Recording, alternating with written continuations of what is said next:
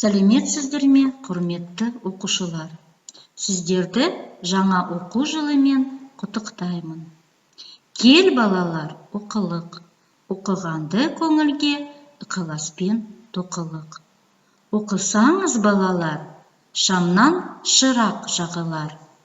Тілегенің алдынан іздемей-ақ табылар. Ыбырай атамыз айтқандай, жаңа оқу жылымызды бастаймыз.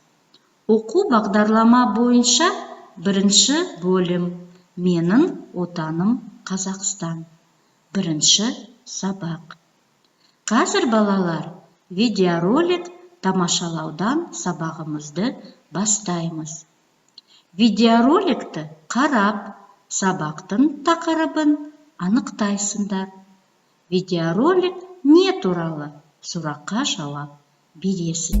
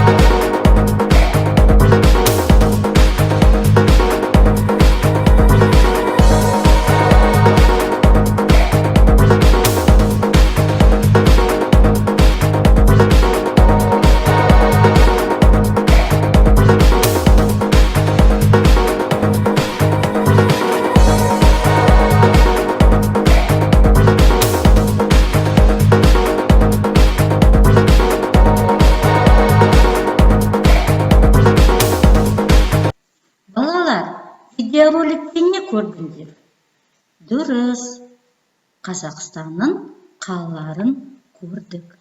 Енді бүгін біздің тақырыбымыз Қазақстанның қалалары. Суретке қарап, не бейнелегенін айтыңдар. Дұрыс балалар, осы суреттерде Қазақстанның қалалары берілген. Бүгін сабақтың мақсатымыз Қазақстанның қалалары туралы оқимыз. Қалалардың қай аймақта орналасқаны туралы сөйлесеміз. Жаңа тақырып бойынша сөздермен танысамыз. Оларды дұрыс айтуға үйренеміз. Шығыс, восток, батыс, запад, оңтүстік, юг, солтүстік, север, аймақ, регион.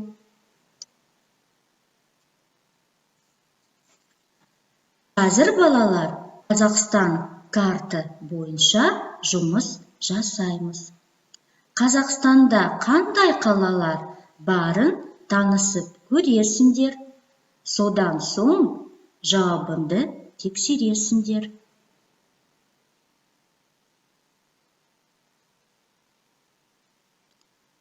Карта бойынша Қазақстанның 4 аймағы бар.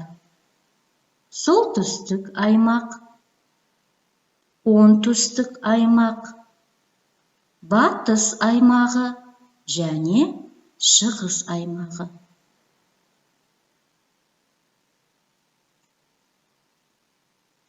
Жарайсыңдар балалар. Қазақстанда 16-дан астам ірі қала бар. Солтүстікте Көкшетау, Қостанай, Петропавл, Павлодар. Шығыста Өскемен, Семей қалалары орналасқан. Оңтүстік аймағында Қызылорда, Талдықорған, Түркістан, Тараз, Шымкент, Алматы қалалары бар. Батыс аймағында Орал, Ақтөбе, Атырау, Ақтау қалалары орналасқан.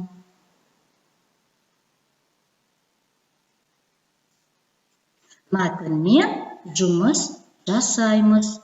Мұқият тыңдаймыз және оқимыз. Толықтырып жазамыз. Қайда деген сұраққа жауап береміз. Менің есімім Фарида. Мен Шымкентте тұрамын. Шымкент қайда орналасқан? Қалада әдемі жерлер өте көп. Біздің аймақта күн жылы, жеміс жидек тез піседі. Менің есімім Дина. Мен Семейде тұрамын. Семей қайда орналасқан? Семейде тауда, орманда бар. Менің есімім Расул. Мен Оралда тұрамын. Орал қаласы қайда орналасқан? Біздің өлкеде Шаған, Жайық, Деркөл өзендері бар. Оралда кеме жасайды. Менің есімім Медет. Мен Бурабайда тұрамын. Бұл менің туған жерім. Бұл аймақты кейде Сарыарқа деп атайды. Мен қайда тұрамын? Осы сұраққа жауап береміз.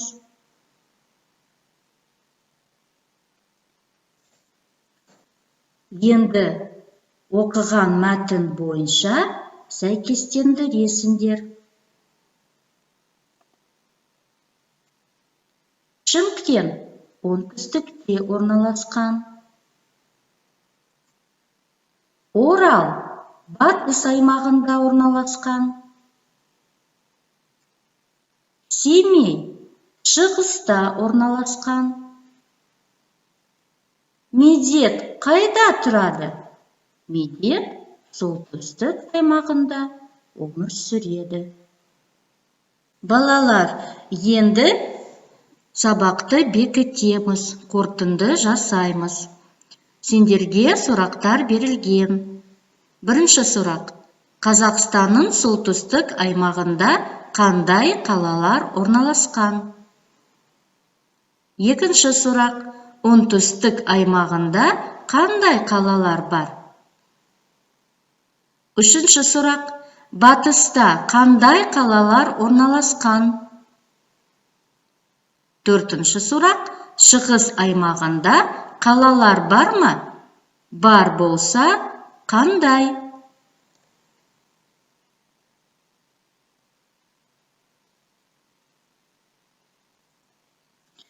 Балалар, дұрыс жауаптарына назар аударыңыздар. Солтүстік аймағы Қостанай, Петропавл, Көкшетау, Павлодар. Оңтүстік аймағында Қызылорда, Түркістан, Шымкент, Тараз, Талдықорған, Алматы қалалары орналасқан. Батыс аймағында Ақтөбе, Атырау, Ақтау, Орал қалалары бар. Шығыс аймағында Семей, Өскемен қалалары орналасқан. Балалар, үй тапсырмасын жазып алыңдар. Жаңа сөздерді жаттайсыңдар. Қазақстан картасы бойынша 4 сөйлеп құрастырасыңдар. Сау болыңыздар. Назарларыңызға көп рахмет.